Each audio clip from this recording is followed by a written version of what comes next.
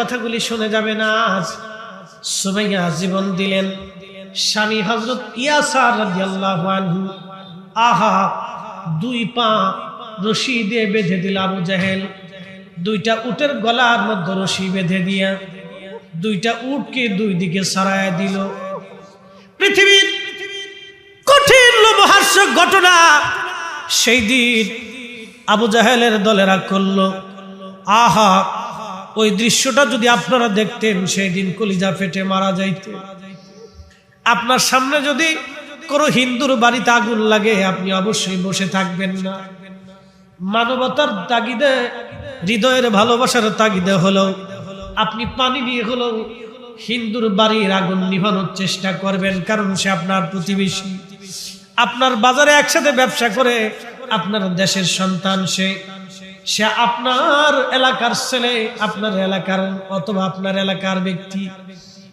আর তো মানবতার তাগিদে, ভালোবাসার তাগিদে আপনি পানি নিয়ে তার আগুন নিভানোর চেষ্টা করবেন। একটা হিন্দু ব্যক্তি যদি অ্যাক্সিডেন্ট করে বসে, আপনি চিন্তা করবেন সে মানুষ, সে কোন ধর্মের, এটা দেখার বিষয় না, তাকে আগে বাঁচাইতে হবে। আপনি তাকে ধরে নিয়ে দ্রুত গতিতে ডাক্তার দেখাবেন, চিকিৎসা করাবেন। আমাদের দেশের ডাক্তার যারা চিকিৎসা দেয় তারা অনেক হিন্দু ডাক্তার আছে, খ্রিস্টান ডাক্তার আছে, বৌদ্ধ ডাক্তার আছে। রোগী দেখার সময় কিন্তু তারা ধর্মের চিন্তা করে না, তারা চিন্তা করে মানুষের চিন্তা। কি কথা কর না কেন? কোন মুসলিম ডাক্তার যদি ভালো হয়, বড় ডাক্তার হয়, হিন্দু বৌদ্ধ খ্রিস্টান সব ধর্মের মানুষ তার কাছে যায়। কোন হিন্দু ডাক্তার যদি বড় ভালো ডাক্তার হয়, মুসলমানরাও তার কাছে যায়। সে কিন্তু এই চিন্তায় চিকিৎসা করে না যে সে মুসলমান, তার আমি খারাপ চিকিৎসা করে দেয়, এই চিন্তা কিন্তু ডাক্তারের মগজে থাকে না। আমরা যারা আলেম ওলামা আছি, আমাদের কাছেও সব ধর্মের মানুষ সমান। একজন মুসলমান আমার কাছে যেমন নিরাপত্তা পাবে, একজন হিন্দু আমার কাছে তেমন নিরাপত্তা পাবে। কি কথা কর না কেন? এটার নাম ইসলাম। সে কোন ধর্মের এটা আমার দেখার বিষয় না, সে আমার দেশের সন্তান। সে যদি ক্ষুধার্ত থাকে তো তার বাড়ি আমাকে খাবার পৌঁছাইতে হবে। সে যদি বস্ত্রহীন থাকে আমার পোশাক খুলে দিয়ে তার গায়ে পোশাক পরাইতে হবে। এটার নাম ইসলাম। কিন্তু সেই দিন কালেমা পড়ার কারণে রাসূল কারীমের সাহাবী, দরিদ্র সাহাবী হযরত ইয়াসার রাদিয়াল্লাহু আনহুর পায়ের মধ্যে রশি বেঁধে দিয়ে আবু জাহেলের দলেরা 2 উটের গলার মধ্যে রশি বেঁধে দিয়ে উট 2 দিকে চালায় দিল। উট দৌড়াই যায়, হযরত ইয়াসার রাদিয়াল্লাহু আনহুর 2 পায়ের মাঝখান থেকে একটা দেহ ছিঁড়ে ফেরে আলাদা হয়ে বাবার সন্তানদের সামনে তিনি শহীদ হয়ে যান। কি কঠিন ঈমানের তেজ হলে সেই দিন হযরত ইয়াসার স্ত্রী শহীদ হলো, সন্তান শহীদ হলো, নিজে শহীদ হলো। তারপরও সেই দিন ঈমান ছেড়ে দেন নাই। সবাই বলেছেন হুজুর কারবালার একটু আজ আপনি আমাদেরকে শোনাবেন। আজ আপনাদেরকে সেই কারবালার ময়দানে নিয়ে যাব। যদিও এটা কারবালার মাস না, তারপর অনুরোধের কারণে একটু বলতে হয়। সেই দিন ইয়াজিদি বাহিনী আওলাদে রাসূল হযরত ইমাম হুসাইন রাদিয়াল্লাহু আনহুকে 3টা দিন এমন ভাবে কষ্ট দিয়েছিল, বিশ্বের ইতিহাসে, পৃথিবীর ইতিহাসে এত নির্মমতা অন্য কারো জীবনে এমন করুণ ঘটনা হয় নাই। আপনি কল্পনা করতে পারবেন আপনার চোখের সামনে তিলে তিলে সন্তানরা ক্ষুধার্ত অবস্থায় মারা যাচ্ছে, না খেয়ে মারা যাচ্ছে, পানির পিপাসায় সন্তান ছটফট করতেছিল। হযরত ইমাম হুসাইন রাদিয়াল্লাহু আনহু সন্তানদেরকে নিয়ে চলে গেলেন, কারবালার ময়দানে উপস্থিত হয়ে গেলেন। 22,000 ইয়াজিদি সৈন্যরা সেই দিন তাকে ঘিরে ফেলে দিল, ফরাত নদীর পানি বন্ধ করে দিল। একটাই কথা ছিল, হুসাইন আপনি ইয়াজিদের কাছে বায়াত গ্রহণ করেন। ইমাম হুসাইন বলেছিলেন একজন মদপায়ী নিকৃষ্ট ব্যক্তির কাছে বায়াত নিয়ে আমি রাসূলুল্লাহর সুন্নতের হানি করতে পারবো না, আমার জীবন চলে যাবে, এমন নিকৃষ্ট ব্যক্তির কাছে বায়াত নিয়ে আমি ইসলামের সম্মান নষ্ট করতে রাজি না। একবার জোরে বলা যাবে আল্লাহু আকবার।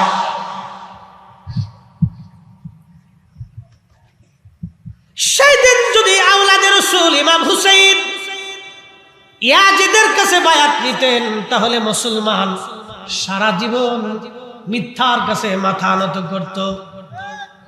আজকে ইসরায়েলের ছেলেদের দিকে, ফিলিস্তিনের বাচ্চাদের দিকে তাকান। সাংবাদিকরা জিজ্ঞেস করলো, মাও নাই, বাবাও নাই, ভাইও নাই, বোনও নাই, কেউ নাই। ছোট্ট শিশুকে জিজ্ঞেস করা হলো, কেমন আছো? ওরা বলে আলহামদুলিল্লাহ। খাও কি, বাসস্থান কি? বলে হাসবুনাল্লাহু নি'মাল ওয়াকিল, নি'মাল মাওলা ওয়া নি'মান নাসীর। চিৎকার মেরে জোরে বলেন আল্লাহু আকবার। সাক্ষীর আবাসিক আমাদের দেশের ছেলেদেরকে আপনি 10 জন নবীর নাম জিজ্ঞেস করেন, অনেক বাচ্চারা বলতে পারবে না। কিন্তু ফিলিস্তিনের বাচ্চারা, সন্তান বাবা শহীদ হয়েছে, মা শহীদ হয়েছে, তারপরেও বাক্য বলে আলহামদুলিল্লাহ, হাসবুনাল্লাহ নি'মাল ওয়াকিল।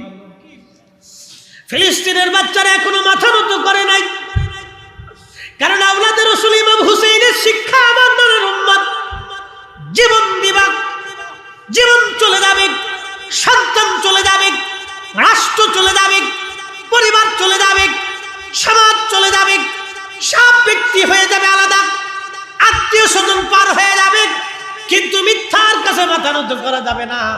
আজকে দেখাই দিল ফিলিস্তিনের নারীরা সন্তান শহীদ হয়ে যায়, বোরকা ছাড়ে না, স্বামী শহীদ হয়, তারা হেজাব ছাড়ে না।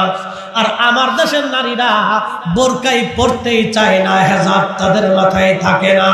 তার মানে আমরা নামে মুসলমান, কাজে মুসলমান হতে পারি না। এই কথা বলেন ঠিক কিনা?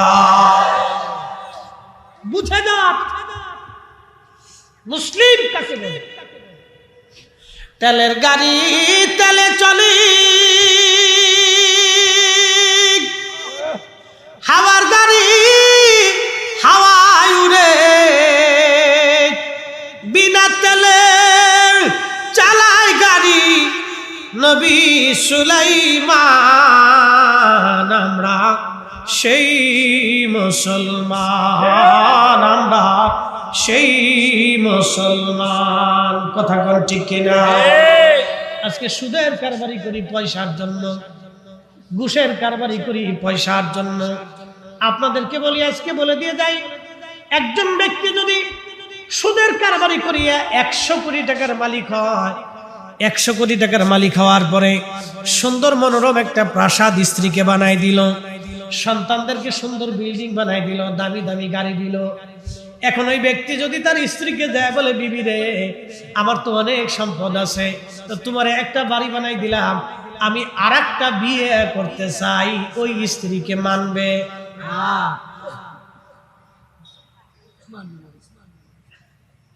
কথা বললে কেন মানবে? তাহলে ওই স্ত্রীর জন্য সুখ খাই ও বেটার জিন্দেগি শেষ। দুনিয়াতে যদি অন্য স্ত্রী না মানে, তো আখিরাতের হালত কি? Zero zero zero. ও আসলেই বুকা, ও আসলেই বুকা।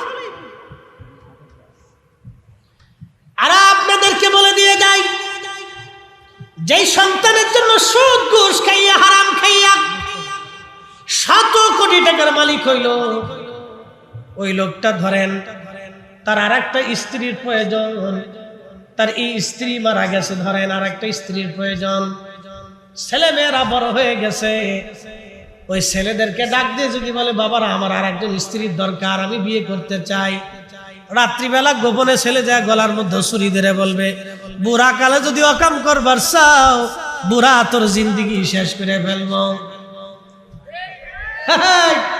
ঠিক বললেও ঠিক, না ঠিক বললেও ঠিক, খোঁজ নিয়ে যায় দেখেন, ওর জিন্দেগির 16 আনার 16 আনাই শেষ। দুনিয়াতে যদি না পান, তাহলে হাসরের মাঠ কত কঠিন। এই জন্য কোরআন কতই চমৎকার আমাদেরকে একটা শিক্ষা দিয়ে গেল। একসাথে জোরে বলেন তো আল্লাহু আকবার। ইয়া আইয়ুহাল্লাযীনা আমানু লা তুলহিকুম আমওয়ালুকুম ওয়ালা আওলাদুকুম আন যিকিরিল্লাহ। আল্লাহু আকবার। বুঝতে অসুবিধা? হ্যাঁ, তাহলে দোয়া পর্যন্ত আসেন তো ইনশাআল্লাহ? ইনশাআল্লাহ। না না, জোরে বলেন ইনশাআল্লাহ। আপনাদেরকে একবারে বেশি রাত্রি করে কষ্ট দিব না। 1 ঘন্টা হয়েছে, যদি টাইম দেন তাহলে আরো 15 মিনিট বাড়াবো ইনশাআল্লাহ। হ্যাঁ, আরো 1 ঘন্টা চলবে ইনশাআল্লাহ। রাজি? আচ্ছা, অসুবিধা নেই। দেখি আমরা কতদূর যাইতে পারি।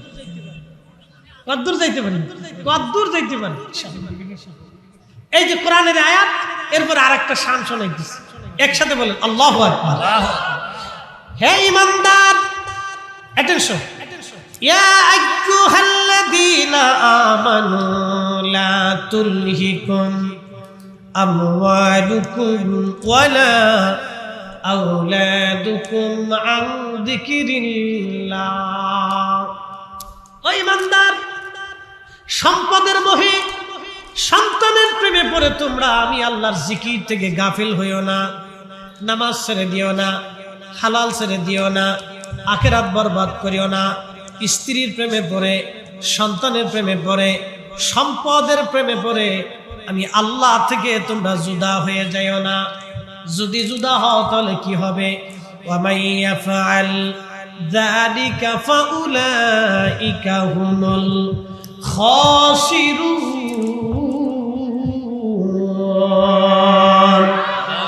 তুমি ক্ষতিগ্রস্ত হয়ে যাবে, তোমার আখিরাত বরবাদ হয়ে যাবে। জিন্দেগি তোর যাইরে ফাঁকি দিয়া রে হবে সোনার জিন্দেগি তোর যায় ফাঁকি দিয়া, জিন্দেগি তোর যাইরে ফাঁকি দিয়া রে সোনার জিন্দেগি তোর যায় ফাঁকি দিয়া। ও আদাম রে,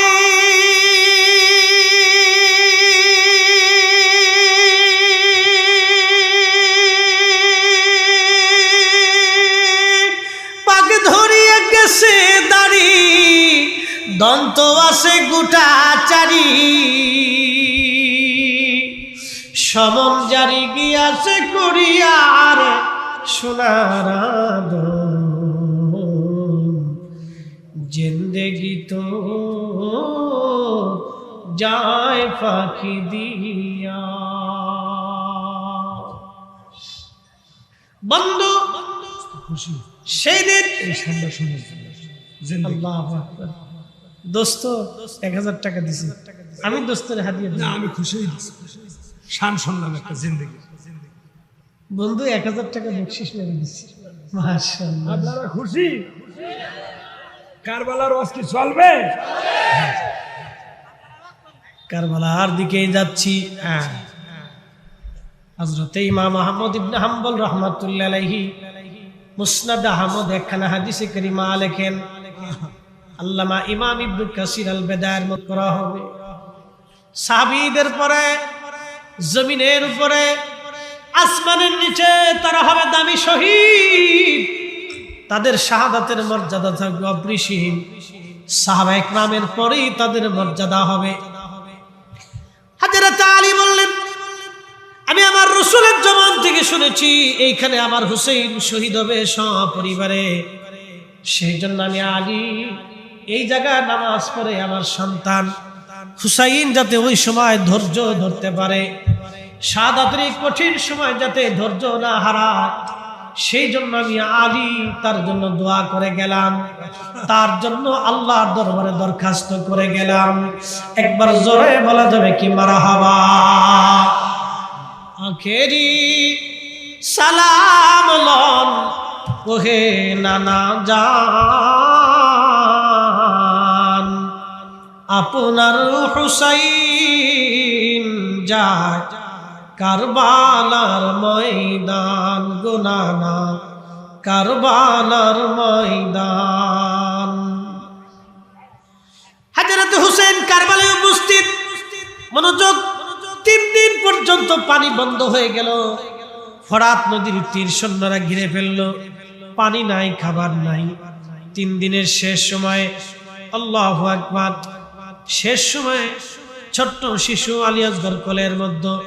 আলী আকবর শহীদ হয়েছে, হযরত ইমাম কাসেম শহীদ হয়েছেন, হযরতে আব্বাস আলামদার রাদিয়াল্লাহু আনহু শহীদ হয়েছেন, আরো পরিবারের সদস্যরা শহীদ হয়ে গেছে। শুধু বেঁচে আছে হযরত জয়নুল আবিদিন এবং শিশু আলী আসগর রাদিয়াল্লাহু আনহু। হযরত আলী আসগরকে কোলের মধ্যে নিয়ে ইমাম হুসাইন রাদিয়াল্লাহু আনহু পানির আশায় গেলেন। বিবি শাহরবানু, যিনি পারস্য সাম্রাজ্যের নাতি ছিলেন, হযরত আলী রাদিয়াল্লাহু আনহু পার্সিয়ানদের কাছ থেকে যুদ্ধে বিজয় করার পরে তারা যখন এই অ্যারেস্ট হয়ে যখন মদিনাতে আসলো, হযরত আলী রাদিয়াল্লাহু আনহু নিজে ইমাম হুসাইনের সঙ্গে তার শাদী দিয়েছিলেন। পার্সিয়ান সাম্রাজ্যের নাতি শাহরবানু আল্লাহ তার গর্ভে একটা সন্তান দিয়েছিলেন। এই সন্তানের নাম ছিল আলী আসগর রাদিয়াল্লাহু আনহুকে কোলের মধ্যে নিয়ে বিবি সাহেবা ডেকে বললেন, স্বামী আমার, ওদের দৃষ্টিতে আপনি অপরাধী হতে পারেন, কিন্তু আমার এই কলিজার টুকরা সন্তান তো কোনো অপরাধ করে নাই। একটু পানির জন্য তাকে নিয়ে চলে যান, দেখেন পানি দেয় কিনা। হযরত ইমাম হুসেন অনেক বড় আশা নিয়ে চলে গেলেন। হযরত ইমাম হুসেন কোলের মধ্যে সন্তান নিয়ে গেলেন। 22,000 ইয়াজিদি সৈন্যরা সামনে দাঁড়ানো। আওলাদে রাসূল তাদেরকে ডেকে বলেন, নানার উম্মত, তোমরা আমার দৃষ্টিতে, তোমাদের দৃষ্টিতে আমি অপরাধী হতে পারি, তোমাদের দুশমন হতে পারি, কিন্তু আমার ছোট্ট শিশু আলী আসগর তো কোনো অপরাধ করে নাই। একটু পানি তুমি দয়া করে তাকে দাও। সেই দিন আওলাদে রাসূলের সেই করুণ আর্তনাদ তাদের মনে মায়া লাগে নাই। চিন্তা করেন পৃথিবীর কত বড় নির্মমতা, কত কঠিন নির্মমতা সেই দিন প্রদর্শন করা হয়েছিল।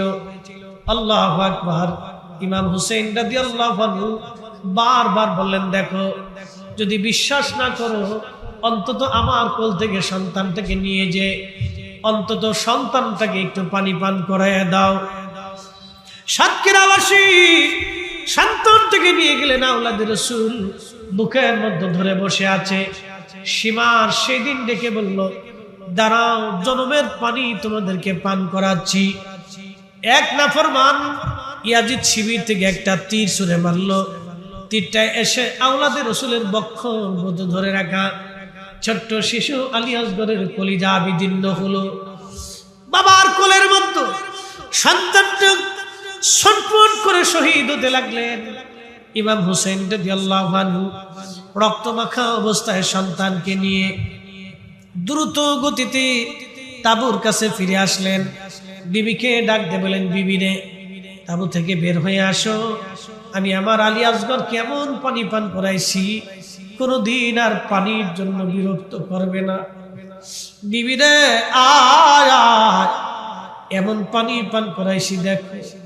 এত সময় আমার নানা রাহমাতুল লিল আলামিন হাউজে কাউসারের পানি পান করাইয়া আমার আসগরের কলিজা ঠান্ডা বানাইছে।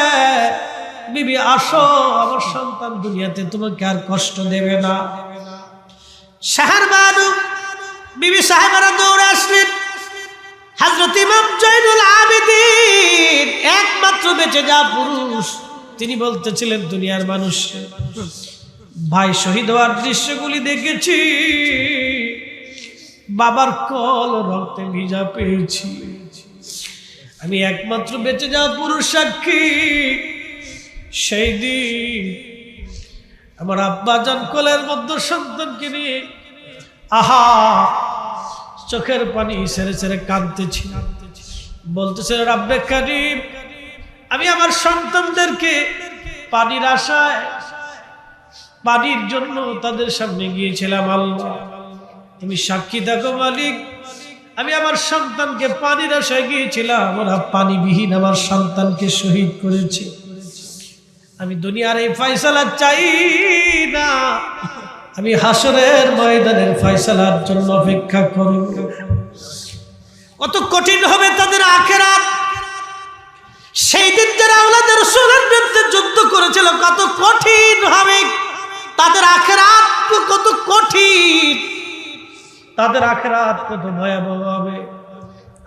ইমাম জয়নুল আবেদিন বললেন, আমি অসুস্থ ছিলাম, আব্বা জান আমার ফুফু আম্মা হযরত জয়নব রাদিয়াল্লাহু আনহাকে বললেন, জয়নব আমার আব্বা হুজুরের দেওয়া নানা রাহমাতুল লিল আলামিনের সবুজ পাগড়িখানা আমাকে দাও।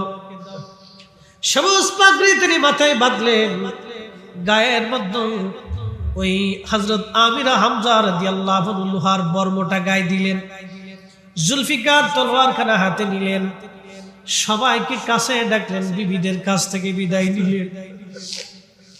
হযরত জয়নব কাছে ডেকে জয়নবকে সামনে দাঁড়া করাইলেন। হযরত জয়নব ছিলেন ইমাম হুসাইনের ছোট বোন।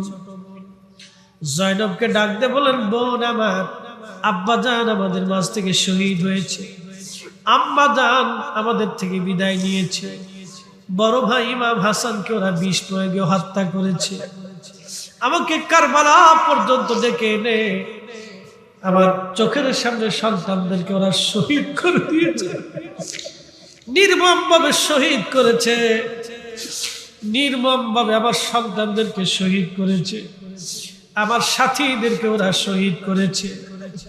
3 দিন আমি একজন পিতা হয়ে সন্তানদের মুখে এক ফোঁটা পানিও আমি দিতে পারি নাই। জয়নব আমার অবর্তমানে তোমাদেরকে এই পরিবারের মধ্যে তোমাকে মুরব্বী হিসেবে রেখে যাচ্ছি। জয়নব রে, 2টি ওসিয়ত তোমার জন্য আমি করে যাচ্ছি।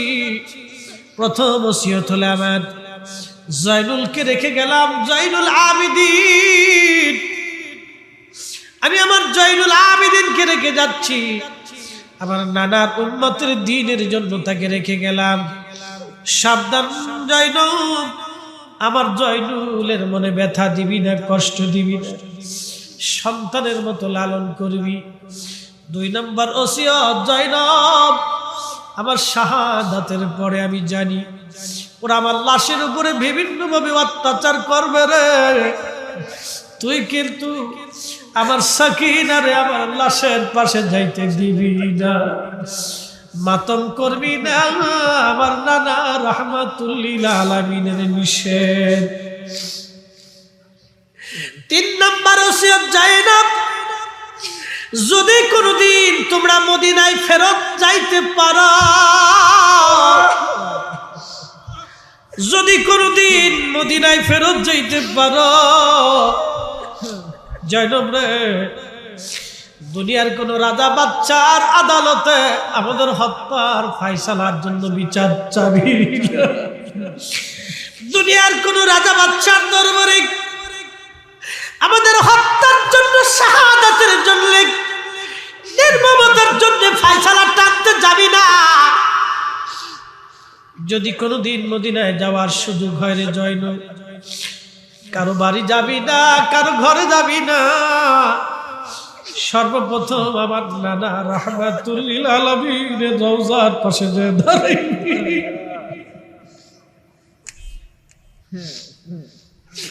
ধীরে ধীরে চালাও সুরি সীমান আমারি গলায়, জয়নাল আবেদিনের কান্দন শুনতে দাও আমায়, জয়নাল আবেদিনের কান্দন শুনতে দাও আমায়।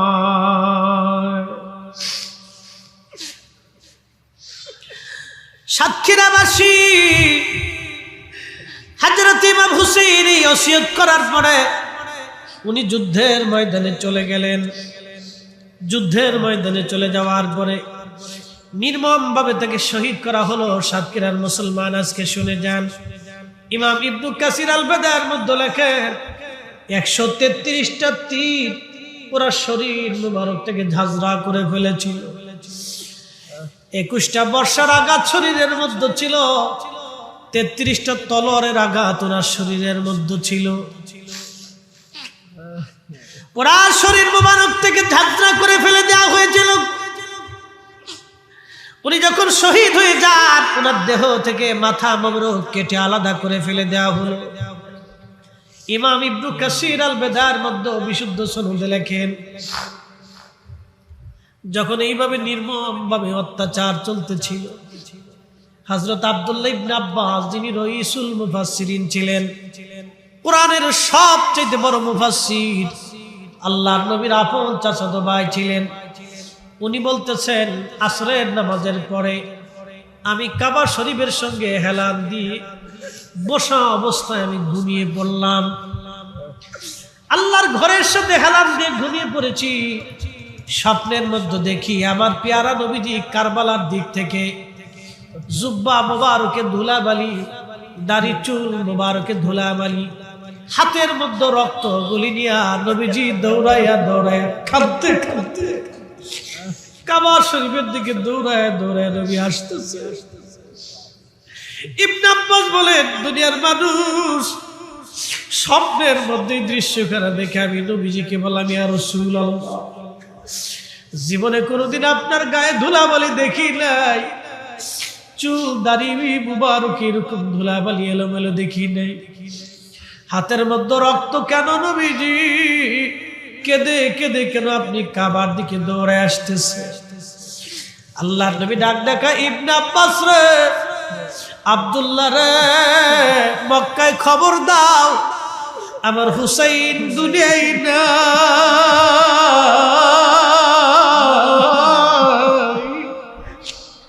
আমার হুসাইন কারবালায় শহীদ।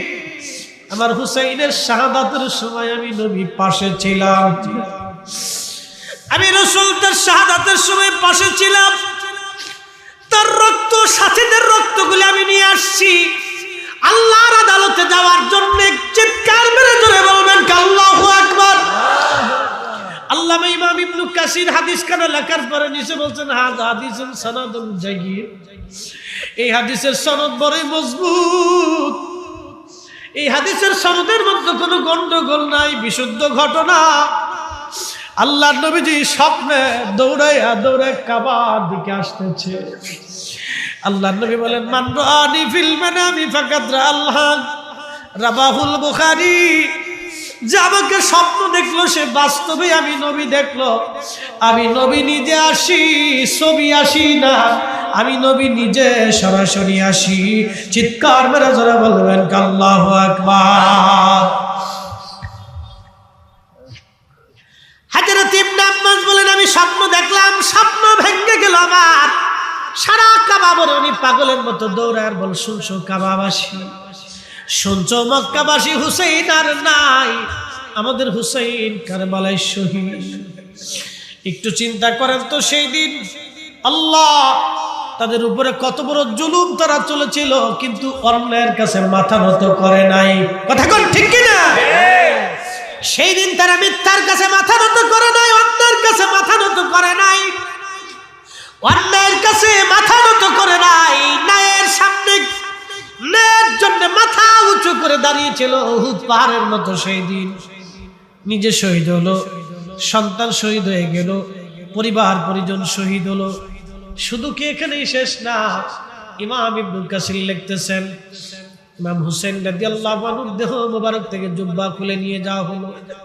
আহা, মাথাবিহীন দেহ মোবারককে ফোরাত নদীর তীরে কারবালার ধুলাবালির মধ্যে শুয়াইয়া ইয়াজিদ বাহিনী 70টা ঘোড়াকে তারা সিরিয়াল করলো। 70 জন সুয়ারি ঘোড়ার পিঠের উপরে চড়াইয়া নগ্ন দেহ, খালি দেহ মোবারকের উপর দিয়ে ঘোড়া দাবড়াইতে লাগলো। ঘোড়ার পায়ের আঘাতে, খুরের আঘাতে আঘাতে ইমাম হুসাইনের রক্ত, গোশতগুলি, দেহগুলি ছিটে ছিটে ছিঁড়ে ছিঁড়ে যাচ্ছিল। দলিত মলিত হচ্ছিল দেহ মুবারক। ঠিক তখনই হযরত যায়েনব ফাতিমাতু জাহরার কন্যা হযরত আলী রাদিয়াল্লাহু আনহুর বেটি, জান্নাতের সদস্য, প্রিয় নবীজির রক্ত হযরত যায়েনব, তিনি দৌড়ে এসে ভাইয়ের লাশের পাশে দাঁড়াইয়া, জোসেফ মুবারকের পাশে দাঁড়াইয়া মদিনার দিকে ফিরে হযরত যায়েনব চোখের পানি ফেলে ফেলে কাঁদতেছিলেন। চোখের পানি ফেলে কান্দে আর বলি, ইয়া রাসূলুল্লাহ, ইয়া হাবিবাল্লাহ, নবী গো, আপনার উম্মতেরা আপনার হুসাইনের সঙ্গে কেমন আচরণ করে? নানা গো, আপনি দেখেন কারবালার প্রবালী বাতাস আপনার হুসাইনের শরীরে ধুলাবালি ছড়ায়। যাদের গায়ে মশা মাছি বসতে দাও নাই, যারা ক্ষুধার্ত হলে নবী সহ্য করেন নাই। একদিন ফাতেমা রাদিয়াল্লাহু আনহা ঘরের কাছ দিয়ে নবীজি যাচ্ছিলেন, হাসান হুসাইন কাঁদতে লাগলো। আল্লাহর নবী ছটফট করে ভিতরে ঢুকলেন। ঢুকার পরে ফাতেমাকে জিজ্ঞেস করলেন, ফাতেমা রে, আমার হাসান আর হুসাইন কি জন্য কাঁদে বলো? তুমি কি জানো না ওদের কান্নার আওয়াজ আসলে আমি নবীজির কলিজার মধ্যে ব্যথা লাগে, ওরা কানলে আমি নবী কষ্ট পাই। ফাতেমা রে, কেন ওদেরকে কষ্ট দিছো বলো? কি জন্য কষ্ট দিছো বলো রে ফাতেমা? বলে, আব্বাজান, গরিব ঘরে আপনি আমারে বিয়ে দিয়েছেন, আপনার আলী বড় দরিদ্র, ঘরের মধ্যে কোনো খাবার নাই, আমি হাসান হুসাইনকে খাবার দিতে পারি নাই, ক্ষুধার কারণে ওরা আজকে কাঁদতেছে আব্বাজান। আল্লাহর নবী পাগল পারা হয়ে গেলেন হাসান হুসাইনের ক্ষুধা বন্ধ করার জন্য। তখন নবী বলেন, আমার হাব্বানি মানে হাব্বাহুমা, আমার হাসান আর হুসাইনকে কেউ যদি ভালোবাসে, ফাকাদ হাব্বানি, সে আমাকে ভালোবাসে। ওমান হাব্বানি, যে আমাকে ভালোবাসে, আহাব্বাহুল্লাহ, সে আল্লাহকে ভালোবাসে। ওমান হাব্বাহুল্লাহ আদখালাহুল জান্নাহ, আর যে আল্লাহকে ভালোবাসে, আমার আল্লাহ তাকে জান্নাতি বানাই দেবে। চিৎকার মেরে জোরে বলেন আল্লাহু আকবার। বলবেন হুজুর, 1450 বছর পরে উনাদের ওয়াজ শুনে আমাদের কি লাভ হবে? আল্লাহর কসম করে বলি, আওলাদে রসুলের করুণ কষ্টের কথাগুলি শোনার পরে যাদের চোখ বেয়ে একটু পানি বের হয়েছে, এই পানির উসিলায় বান্দার জীবনের গুনাহ মাফ হয়ে যাবে। পতিতা নারী কুকুরকে পানি পান করানোর কারণে যদি জান্নাতে যাইতে পারে, আহলে বাইতে রাসূলের প্রেমে চোখের পানি পড়লে আমাদের গুনাহ মাফ হবে। কথা বলেন ঠিক কিনা? আহলে বাইতে রাসূলের মহব্বতে আমাদের চোখের পানি পড়লে আমাদেরও ক্ষমা হবে, আমাদেরও ক্ষমা হবে, আমাদেরও ক্ষমা হবে, আমাদেরও ক্ষমা হবে। শ্রেষ্ঠ নবী দিলাম রে তরিয়ে নিতে রোজা শরীক, শ্রেষ্ঠ নবী দিলাম রে তরিয়ে নিতে রোজা শরীক, পথ না ভুলি তাই তো দিলে পাক কুরআনের বাণী, খুদা তোমার মেহেরবানি। ঠিক কিনা? সুন্দর ফুল সুন্দর ফল, মিঠা নদীর পানি, খুদা তোমার মেহেরবানি। কোরআন আল্লাহ বলতেছেন, কুল ইন কুনতুম তুহিব্বুনাল্লাহা ফাত্তাবিউনি ইউহিব্বুকুমুল্লাহ। আলোচনা আর দীর্ঘায়িত করব না। আলোচনার মূল প্রতিপাদ্য বিষয় আমি বলে ফেলেছি। মিথ্যার কাছে মাথা নত করা যাবে না, অন্যায়ের কাছে মাথা নত হবে না, হকের জন্য মাথা উঁচু করে দাঁড়ায় থাকতে হবে। কথা বলেন ঠিক কিনা? আল্লাহ কবুল করুন, সকলেই বলেন আমিন। আল্লাহু আকবার। সে আমাকে টাকা দেয় নাই, বরং মূলত আহলে বাইত রাসূলের মহব্বতে দিয়েছে। কি কথা বলেন ঠিক কিনা? এই হাদিয়াটা আমার জন্য না, এটা আহলে বাইত রাসূলের মহব্বতে দিয়েছে। কথাগুলি শোনা লাগবে আমাদেরকে। তাহলে আপনারা বলেন, বেশি বেশি দোয়ার দরকার আছে না নাই? এই কথা বলেন, দরকার আছে? হালাল খাবার, হালাল খাদ্য ভক্ষণ করবেন। হারাম খাইয়া কোনোদিনও হজ যদিও করেন, এই যে সামনে হজ 30 অথবা 1 তারিখ আমার ফ্লাইট, আমি হজে যাব, দোয়া করবেন। এ বন্ধু, হজে চলে যাবেন। আমার মুআল্লিম আমাকে বলতেছিলেন, আমার যিনি হজে নিবেন, এই খাজা এয়ারলাইন্স জালালাবাদী সাহেব, তিনি বলতেছেন যে মামা কথা শুনেন, এক ভদ্রলোক ওনার কাছে আসছে, আয়সা বলতেছে হুজুর আপনি আমাকে একটা প্যাকেজ দেন। তো উনি, ওনার ট্রাভেলসটা খুব দামি এবং বড় বড় হায়ার এডুকেটেড পার্সন ওনারটাই যায়। তো বলতেছে আমার ট্রাভেলসে 22 লক্ষ টাকার প্যাকেজ আছে, 25 লক্ষ আছে, 30 লক্ষ আছে, কোনটায় যাবেন? কয় না, সবচাইতে কোন যেটা এটা দেন। সরকারি হিসেবে 5,80,000 বা 90,000। বলতেছে আপনি এত বড় কোটি কোটি টাকার মালিক। বলতেছে মালিক হইতে পারি, আমার টাকা তো হারাম, কারণ আমি টেবিলের নিচ দিয়ে মাইরে দিছি। বলে হজে যাবেন কেমনে? বলে বাবার জমি বিক্রি করিয়া। দেখেন কত বড় চালাক, কোটি কোটি টাকার মালিক, কিন্তু টেবিলের নিচ দিয়ে টাকা। বলছে 22 লক্ষ টাকার প্যাকেজ নেন। কয় না, একবারে সর্বনিম্ন যেটা, বাবার জমি বেচে তারপরে হজে যাবে। হজরটা হালাল রাখতেছি। আমি বললাম তারা জিজ্ঞেস করলো যে এতদিন যা খাইছে এটা কোথায় গেছে? যেই টাকাটা খাইছে, হারাম টাকার গরুর গোশত আর শুয়োরের গোশতের মধ্যে কোনো তফাৎ নেই। এই আসতে বলেন কেন? জোরে বলেন। হারাম টাকার খাসির গোশত আর কুকুরের গোশতের মধ্যে কোনো তফাৎ নেই। এটাও হারাম, এটাও। আমি বললাম এতদিন যা খাইলো তাহলে সেটা কোথায় গেছে? আল্লাহ রাসূল বললেন, যে শরীর হারাম খাদ্য দিয়ে গঠিত হয়, সেই শরীর কখনো জান্নাতে যাবে না।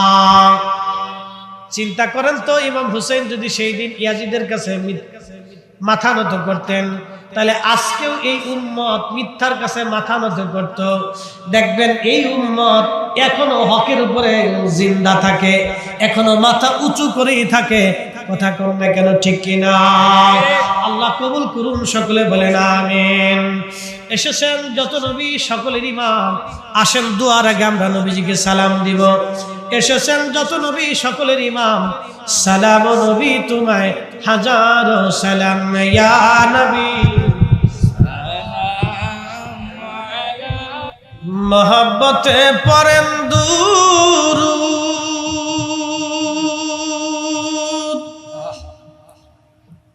ও আশিক ভাই বসিয়া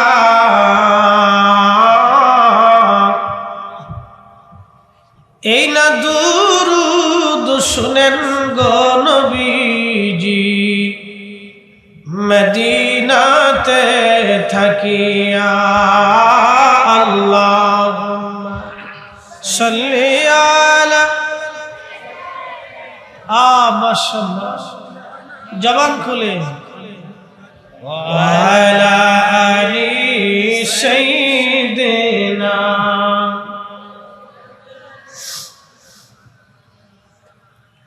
আমি বিভোর হই রাসূল নামের দুরূদ পড়ে যাই,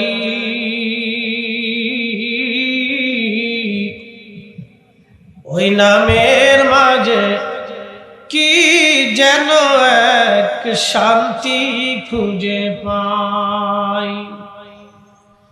ওই নামের মাঝে কি যেন এক শান্তি খুঁজে পাই। ওই নামই আমার গলার মালা,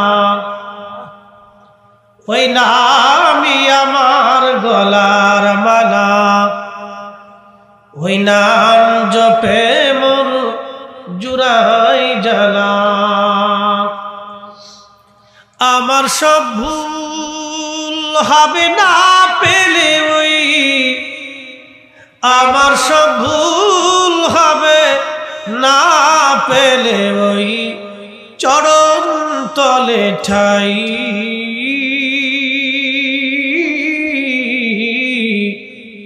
ওই নামের মাঝে কি যেন এক শান্তি খুঁজে পাই আমি বিভোর হই রসুল নামের দুরূদ পড়ে যাই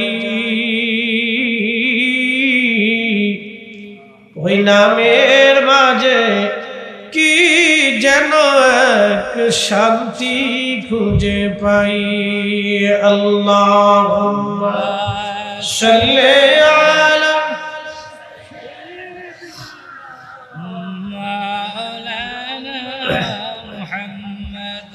وعلى آل سيدنا একটু জিকির করি লা ইলাহা একসাথে লা ইলাহা হক লা ইলাহা লা ইলাহা ইল্লাল্লাহু মুহাম্মাদুর রাসূলুল্লাহ সাল্লাল্লাহু আলাইহি ওয়াসাল্লাম। আমরা একসাথে বলি আলহামদুলিল্লাহ। এই মাহফিলের ভিতরে বসে শান্তি লাগে না খারাপ লাগে? অ্যাটেনশন, কেন শান্তি লাগে আমি বুঝাই। অনেক মানুষের ভিতর থেকে আল্লাহ যাচাই বাছাই করে পছন্দ করে আপনার আমার মতো নাসিজ আর নাফরমানকে আল্লাহ তার বেহেশতের বাগানের ভিতরে বসার মতো সুযোগ করে দিয়েছে। এই জন্য একসাথে শুকরিয়া করে বলি আলহামদুলিল্লাহ। বর্তমান পৃথিবীতে মুসলমান আছে 200 কোটি, মানুষ আছে 800 কোটি, 600 কোটি মানুষ আল্লাহকে আল্লাহ বলে স্বীকার করে, মাত্র 200 কোটি মানুষ আল্লাহকে আল্লাহ বলে স্বীকার করে। এই 800 কোটি মানুষের ভিতরে আল্লাহ আপনাকে আমাকে মুসলমান বানিয়েছে, ইমানের দৌলতে দৌলতওয়ালা বানিয়েছে। জীবনের সবচেয়ে বড় দৌলত হচ্ছে ইমানের দৌলত। কথা বলেন ঠিক কিনা? এর উপরে দৌলত হতে পারে। এই যে জান্নাতের বাগানের ভিতরে আসছে, এরকম বাগান সাহাবায়ে কেরামের সময়ও অনুষ্ঠিত হতো। সুনানুন নাসাইর এক হাদিসে হযরত আবু সাঈদ খুদরি রাদিয়াল্লাহু আনহু বলতেছেন, আমার কাছে হাদিস বর্ণনা করেছেন হযরত আমির মুয়াবিয়া রাদিয়াল্লাহু আনহু। তিনি এক সাহাবায়ে কেরামের জামাতের পাশ দিয়ে আল্লাহ রাসূলের সাথে যাচ্ছিলেন। তো সাহাবায়ে কেরাম এরকম মজলিস কায়েম করছে। তো মজলিস কায়েম করার সময় আল্লাহ রাসূল ওই রাস্তা দিয়ে যাওয়ার সময় জিজ্ঞেস করলেন, মা জালাসনা, ও সাহাবীরা, তোমরা এই বাগানে কেন বসছো? এই জালসা কি জন্য কায়েম করছো? এই বৈঠক, এই প্রোগ্রাম কেন তোমরা সাজাইছো? সাহাবায়ে কেরাম জবাব দিলেন, আলা মা হাদানা লিদীনিহি, আল্লাহ আমাদেরকে দ্বীন দিয়েছে, ঈমান দিয়েছে, কোরআন দিয়েছে, সেই জন্য আমরা বেহেশতের বাগান সাজাই দিয়েছি। একসাথে বলা যাবে আল্লাহু আকবার।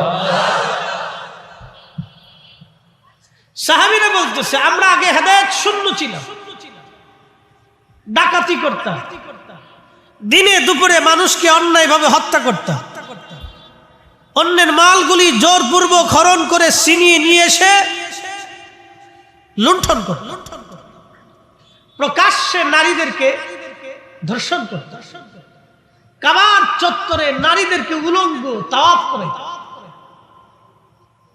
জীবন্ত কন্যা সন্তানদেরকে মাটির নিচে পুঁতে ফেলে দিতাম। আমাদের কোনো নীতি ছিল না, ন্যায় ছিল না, অন্যায়ের মধ্যে ডুবেছিল। পাথর, পাহাড়, মূর্তি, সূর্য, আগুনের সামনে মাথা নত করতাম। আমাদের জীবনের কোনো জীবন ব্যবস্থা ছিল না, ছিল হেদায়েত, গুমরাহির মধ্যে নিমজ্জিত ছিল। আলা মা হাদানা লিদীনিহি, আল্লাহ আমাদেরকে দ্বীন দিয়েছেন, হেদায়েত দিয়েছেন, সেজন্য আমরা মাহফিল কায়েম করছি। একসাথে বলেন আল্লাহু আকবার, আরো জোরে। তাহলে মাহফিল কি চলবে না বন্ধ হবে? না না, হাত উঁচু করে বলেন, চলবে না বন্ধ হবে? চলবে। যদি মাহফিল বন্ধ হয়ে যায়, আমাদের দেশের অনেক ভাইরা কি মনে কি বুঝে কোরআন খতমের বিরুদ্ধে ফতোয়া দেয়, মিলাদ দুয়ার বিরুদ্ধে ফতোয়া দেয়। আমি ডোন্ট মাইন্ড ছাড়া আপনাদেরকে বুঝাইতেছি, অ্যাটেনশন, সবাই মনোযোগ দিন।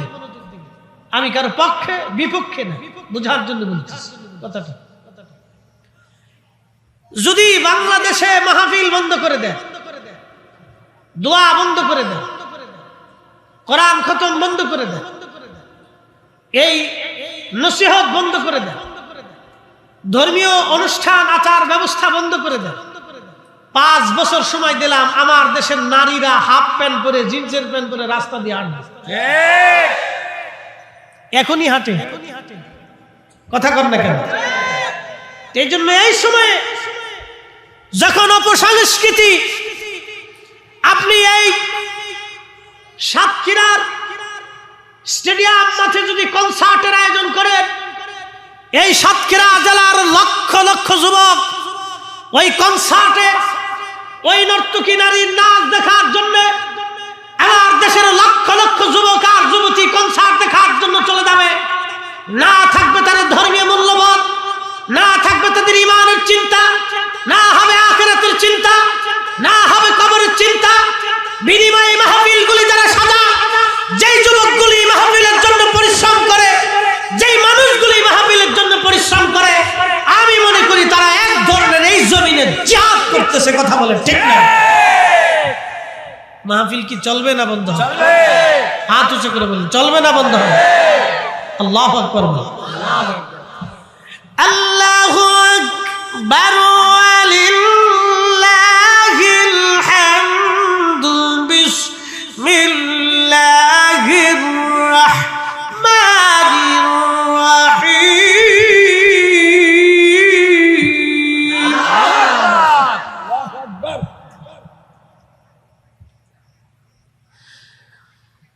ওয়ালতাকুম মিনকুম উম্মাতুন ইয়াদউনা ইলাল খায়রি ওয়া ইয়া'মুরুনা বিল মা'রুফ।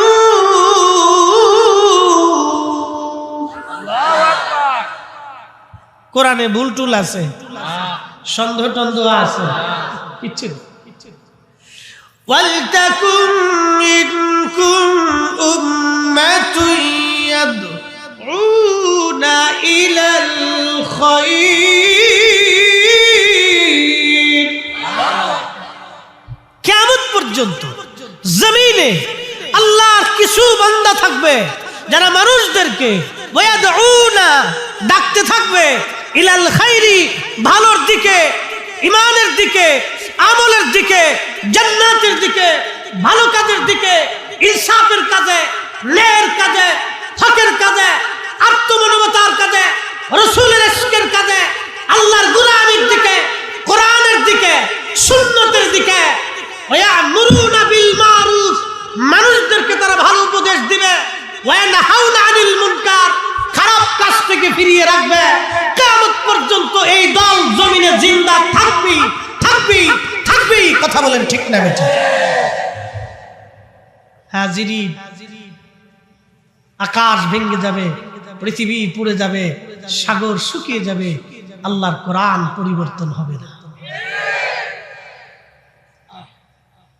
প্রিয় নলতাবাদ, প্রিয় কালীগঞ্জবাসী, সাতক্ষীরাবাসী, আপনাদের ওয়াজ শোনার এক ধরনের স্পিড খুব ভালো। আমাকে মাওলানা আশরাফুল ইসলাম আজিজি, আমার বন্ধু মানুষ, তিনি এক মাদ্রাসার প্রভাষক হুজুর, এখানে বসে আছেন। আমাকে আজকেও ফোন দিয়েছেন, মাঝে মধ্যে কথা হয়, ওলামায়ে কেরাম আছেন, খুবই মনোযোগ দিবেন। বন্ধু বলেছিলেন অনেক মানুষ আপনি পাবেন সাতক্ষীরার মানুষ বসে বসে ওয়াজ শোনে, তারা ওয়াজের প্রতি ভালো এক ধরনের পজিটিভ তাদের চিন্তা চেতনা। আমি ঠিক এসে দেখলাম বাড়িতে বসে না থেকে এই মাঠের মধ্যে এসে আপনার ওয়াজ শোনার জন্য চলে আসছেন। এটা কোনো ব্যক্তির মহব্বতে না, এটা আল্লাহ তার রাসূলের প্রেমে পড়ে আপনারা উপস্থিত হয়ে গেছেন। কথা বলেন ঠিক কিনা? আমি কেন কথাগুলি সাজিয়ে বলতেছি? আলামা হাদানা লিদীনিহি, দিন পেয়েছি, কোরআন পেয়েছি, ঈমান পেয়েছি, সেই জন্য আমরা মাহফিল সাজাই দিলাম। আল্লাহর নবী বললেন তোমরা কি করো ওই মাহফিলে? বলে নাদউল্লাহ, আল্লাহকে ডাকি, ওয়া নাহমাদুহু, আল্লাহর প্রশংসা করতেছি, আল্লাহকে ডাকতেছি, আল্লাহর প্রশংসা করতেছি। মনে রাখবেন বাড়িতে কোরআন খতম আপনি দেন, এই যে তলবে আলেমদেরকে ডেকে নিয়ে বাড়িতে কোরআন শরীফ খতম আপনারা দেওয়াবেন। আগে আমাদের দেশে চমৎকার একটা রেওয়াজ ছিল, যদি অনেক ভাইরা বুঝে হোক না বুঝে হোক, ইচ্ছায় হোক অনিচ্ছায় হোক, বেদাতের ফতোয়া দিয়ে বন্ধ করে দিয়েছে। না না না, একটা কথা মনে রাখবেন, কোরআনের আওয়াজের চাইতে সুন্দর আওয়াজ পৃথিবীতে কোনো কিতাবের আওয়াজ হতে পারে না। কথা বলেন, হাত উঁচু করে বলেন ঠিক কিনা? আল্লাহর কালামের চাইতে শ্রেষ্ঠ কালাম, শ্রেষ্ঠ বাক্য, সুন্দর কথা কিছু হতে পারে না। প্রত্যেক মুসলমানের ঘরে ঘরে কোরআনের আওয়াজ হওয়ার দরকার। কোরআন খতম দিবেন, তালবে ইলমদেরকে ডেকে নিয়ে বাড়িতে কোরআন খতম দিবেন। আল্লামা ইমাম ইবনে কাইয়্যিম জাওজি কিতাবুর রূহের মধ্যে লিখেছেন, আজকে জুমার রজনী ইমাম আব্দুর রহমান জালালউদ্দিন আস-সুয়ুতি শারহুস সুদূরের মধ্যে লিখেছেন, আজকে জুমার রজনীতে প্রত্যেক রূহগুলি, মা বাবার রূহগুলি, দাদা দাদি রূহগুলি ঘরের আঙ্গিনায় এসে কাঁপতে থাকে, কবরের উপরে বসে থাকে, একটু দুয়ার আশা, একটু নেকের আশা। সন্তান কোরআন পড়ে, দুরূদ পড়ে, যখন নফল নামাজ পড়ে, কিছু সাদকা দিয়ে মুরব্বিদের জন্য দোয়া করে, ওই দোয়া পাওয়ার পরে পৃথিবীর সমস্ত সম্পদের থেকে তারা বেশি খুশি হয়ে যায়। একসাথে বলা যাবে না সুবহানাল্লাহ? দোয়ার দরকার আছে কিনা? নাই। কোরআন খতম কি চলবে? না না, আওয়াজ তুলে বলেন চলবে। দোয়া দুরূদ বাড়িতে চলবে। সালামের আমার দেশের মেয়েরা, আপনি নিজেও জানেন না, সেদিন আমাকে এক ছেলে বোন দিছে বাড়ি টাঙ্গাইল, বলতেছে হুজুর আমি ট্রান্সজেন্ডারের সদস্য ছিলাম, আমার শরীরের পশম দাঁড়াই গেছে। ট্রান্সজেন্ডার বুঝছেন? সমকামী। সমকামী বুঝেন? পুরুষে পুরুষে অকাম করে, নারী নারী অকাম করে, এটাকে বলে ইংরেজিতে ট্রান্সজেন্ডার, বাংলায় বলে সমকামী, লেওয়াতাত বা বলৎকার আঞ্চলিক ভাষা। এই কাজের জন্য আল্লাহ পাক পৃথিবীতে একটা জাতিকে ধ্বংস করেছিলেন, সে জাতির নাম কওমে লূত। জর্দানের সেই বাহরে মায়েত এখনো আছে, মনোযোগের সাথে শুনে যাবেন আপনি। প্রিয় উপস্থিতি, এই ট্রান্সজেন্ডার সমকামী গ্রুপ আমাকে ছেলেটা ফোন দিয়ে বলল, হুজুর এই সমকামী সদস্য ছিলাম আমি, প্রতিদিন আপনার ওয়াজ আমি শুনে শুনে শুনে শুনে আল্লাহ আমাকে এমন হেদায়েত দিয়েছে যে আমি বিয়ে করেছি, ট্রান্সজেন্ডার থেকে ফিরে এসেছি। একসাথে জোরে বলবেন কি মারহাবা? এই তোমার মাইক ঠিক আছে, ইকোটা একটু কমাই, এটা বেশি বাইরে বেরি করলে বোঝা যায় না। ঠিক আছে, একটু কমাই দিও। ইকোটা একটু কমাই দিও, সামান্য ইকো দিও। আমি আসছি মানুষের শুনাইতে, কিছু কথা বুঝার দরকার আছে। কথা ঠিক কিনা? এই যে উলামায়ে কেরাম আপনাদেরকে বুঝায়, কত সুর ভালো হয়ে